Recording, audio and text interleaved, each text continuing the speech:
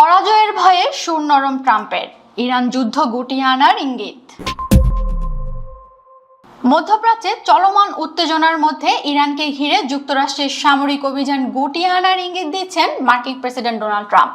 শুক্রবার নিজের সামাজিক যোগাযোগ মাধ্যম ট্রুথ সোশ্যালে দেওয়া এক বার্তায় তিনি জানান, যুক্তরাষ্ট্র তাদের সামরিক লক্ষ্য পূরণের খুব কাছাকাছি পৌঁছে গেছে এবং এখন বড় আকারের সামরিক তৎপরতা ধীরে ধীরে কমিয়ে আনার বিষয়টি বিবেচনায় রয়েছে।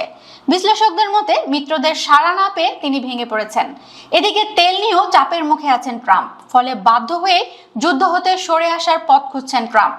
গত 28শে ফেব্রুয়ারি শুরু হওয়া এই সংঘাতের পর থেকে এটাই ট্রাম্পের সবচেয়ে বড় তাৎপর্যপূর্ণ মন্তব্য হিসেবে দেখা হচ্ছে। তার এই বক্তব্য যুদ্ধ পরিস্থিতি থেকে কৌশলগত সরে আসার ইঙ্গিত দিচ্ছে এবং অদূর ভবিষ্যতে সংঘাতের গতি কমতে পারে এমন ধারণাও তৈরি করছে। ট্রাম্পের বক্তব্যের পরপরই হোয়াইট হাউসের প্রেস সেক্রেটারি ক্যারোলিন লেভিট জানান, পেন্টাগনের প্রাথমিক পরিকল্পনা অনুযায়ী এই ধরনের সামরিক মিশন সম্পূর্ণ করতে পারে 4 থেকে 6 সপ্তাহ সময় লাগতে পারে। তার এই মন্তব্যে বোঝা যায় যুক্তরাষ্ট্র আগে একটি নির্দিষ্ট সময়সীমা ধরে অভিযান পরিচালনা করছিল। এদিকে যুদ্ধ পরিস্থিতির প্রভাব পড়েছে বৈশ্বিক জ্বালানি বাজারেও। তেলের দাম বৃদ্ধি ও সরবরাহ ঘাটতির আশঙ্কার মধ্যে যুক্তরাষ্ট্র ইরানি তেলের উপর কিছু নিষেধাজ্ঞা সাময়িকভাবে শিথিল করেছে। মার্কিন অর্থ মন্ত্রণালয় জানিয়েছে, 20 মার্চের আগে জাহাজে তোলা ইরানের অপরিশোধিত তেল ও অন্যান্য পেট্রোলিয়াম পণ্য আগামী 19শে এপ্রিল পর্যন্ত খালাস ও বিক্রির অনুমতি দেওয়া হয়েছে। এই পদক্ষেপকে বিশ্ববাজারে চাপ কমানোর একটি কৌশল হিসেবে দেখা হচ্ছে। অন্যদিকে ইরানের নতুন সর্বোচ্চ নেতা আয়াতুল্লাহ মুস্তফা খামেনি যুক্তরাষ্ট্র ও মিত্রদের বিরুদ্ধে কঠোর অবস্থান বজায় রেখেছেন।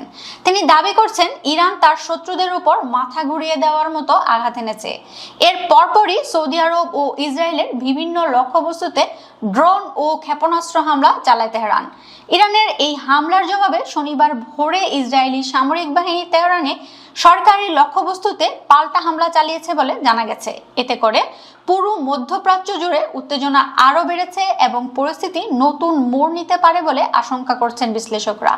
সব মিলিয়ে একদিকে ট্রাম্পের সুনরম করার ইঙ্গিত এবং অন্যদিকে ইরান ইসরায়েল পাল্টাপাল্টি হামলা, এই দ্বৈত বাস্তবতায় মধ্যপ্রাচ্যের পরিস্থিতি এখনো অনিশ্চিত। কেননা সুনরম হলেও আজও ইরানের প্রধান ইউরেনিয়াম সমৃদ্ধকরণ কেন্দ্র নাতানজ পারমাণবিক স্থাপনায় আবারও হামলা চালিয়েছে ইসরায়েল।